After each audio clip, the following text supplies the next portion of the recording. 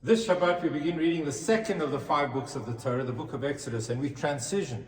The storyline changes from discussing the family of our forefathers and mothers, and suddenly we are forged into a people, a nation.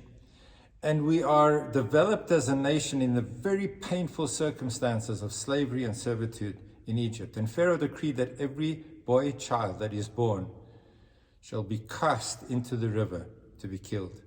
Miraculously, the savior of the Jewish people, the greatest leader of all time, Moses, Moshe Rabbeinu, is born, and he is rescued and brought into the palace by the daughter of Pharaoh, where he is raised. And we see the seeds of the great career of leadership of Moshe Rabbeinu in the first actions that we are introduced to when Moshe Rabbeinu grows up. The verses tell us, Vayigdal ha'ish, and he grew up, and 2 verses later it says, and Vayigdal, and he grew. Why would it say twice in 2 verses, one after the other, and he grew? So Rashi explains that the first is talking about physical maturity, growth in age, he became older. And the second time it says Vayigdal, and he became great, is talking about greatness in stature, in who the personality of Moshe Rabbeinu is.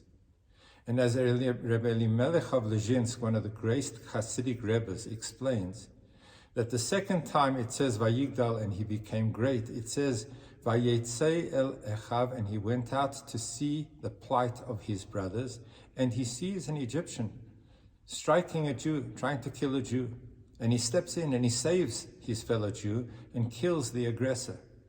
And Rebbe Elimelech explains that the greatness of Moshe Rabbeinu is expressed through the fact that he leaves the safety and security of the palace in which he has all the luxuries and all the requirements and the needs as an individual. And he goes out of that comfort zone to the plight of his brothers. And he sees that there's pain, that there's suffering, that there's aggression, that there's an attempt to destroy, to kill. And he looks around and he sees there is no man. More than just physically, no man. Society had not bred men, people, who would stand up for the rights of the individual, for the person who is being persecuted. And he himself takes the stand in a place where there is no man, become a man. So Rebbe Elimelech explains that the second time it says Vayigdal is not just now a progression of events. He grew up in stature and he went out to see his brother. The definition of growing up is when we recognize that we cannot stay in the comfort zones of our own life, numbed and completely uncaring of the plight of people around us. That's the seeds of great leadership and the role of Moshe Rabbeinu, that he did not content himself with resolving his own life in the inner chambers of a palace in which he was removed from all of the suffering. He went out to involve himself to alleviate the suffering of others.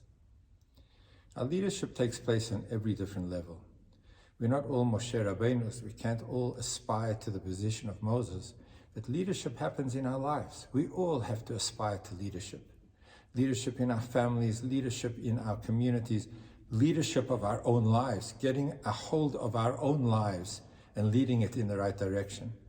And the first step, the seeds of great leadership, is when we're able to step out of the comfort zone, the comfortable environment, where everything seems okay because we're okay, and to be able to see the plight and the needs and the pain of people beyond the windowsills of our own homes.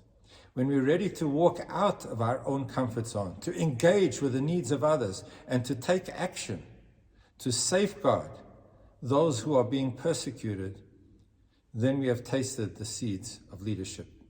The challenge of the book of Exodus, as we are born as a nation, is that each and every one of its citizens, every single one of our people, Am Yisrael, has to be ready to go out of our immediate environment, our comfortable situations, and recognize how we can play a part in alleviating the suffering of our brothers, our children of Israel, our brothers and sisters of our people. And in an environment, Vayar ki ein ish, when there are people around that do not really care about the suffering of our people, they don't actually respond to the incredible atrocities that can befall our people, we have to stand up and be counted and to be the right kind of force and power to respond with strength, with leadership, with greatness. Have a beautiful Shabbos.